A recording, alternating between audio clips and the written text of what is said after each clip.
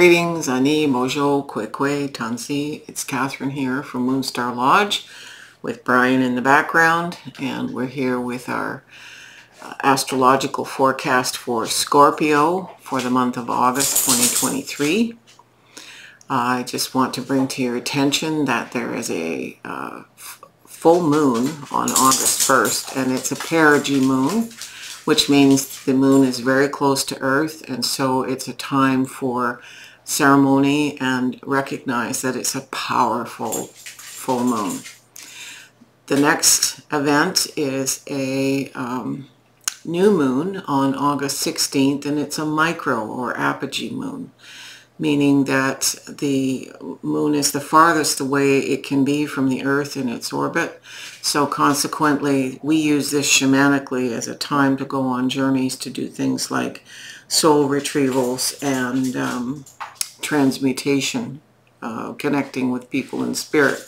And finally, the last full moon, there are two full moons in August for everyone, not just Scorpio, but that's on August the 30th. So again, it's a perigee, powerful full moon. So it's a big month, a lot of intense ride, if you will. Let's go to the cards, Brian. So our first card is the new moon, and I'm using that as the Ace of Moons or Cups, which is new beginning, new love. It's the darkness.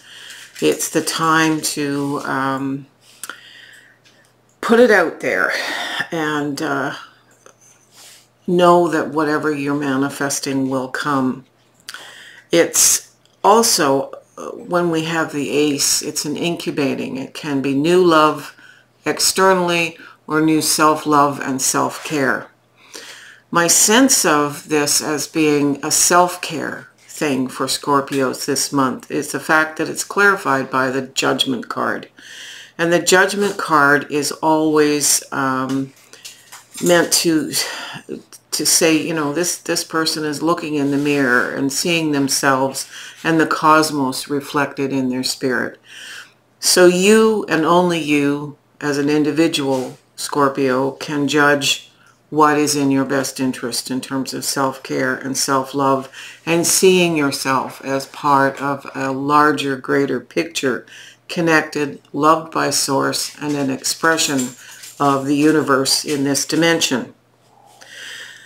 So this Ace is followed by the Knight of Swords, and the Knight of Swords is telling us that, you know, you have the attributes and are protected by the essence of the Knight, who values and will do anything to protect communication. It's a card of the messenger. So all forms of communication, including writing and journaling, everything is protected this month. So if journaling is part of your self-care, or writing that book that you've always wanted to write, or forming that podcast to broadcast, that's the kind of communication we're talking about, as well as communication with others. The downside of the Knight of Swords is saying things to put the foot in the mouth. So we need to be careful of our communication, which is what the clarifier is saying. It's all full speed ahead. Just do so consciously and with a cautionary perspective. Perhaps if you're putting yourself out in the world with a podcast or videos, make sure that you're prepared for commentary and perspectives that you hadn't thought about from people who are out there, because of course we know about the internet trolls.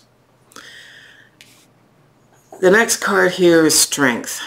It is pulling up from deep within the strength that exists within us all, and recognizing that we don't have to do things alone, that we have this interconnection with Source, our spirit guides, angels, guides, teachers, ascended masters, ascended healers. They're all forms of spirit guides and teachers who can help us, and Source itself. It's clarified by the Six of Rings, which we had in a previous reading. This is the ancestor card in this reading. So the Six of Rings is the same as the Six of Pentacles.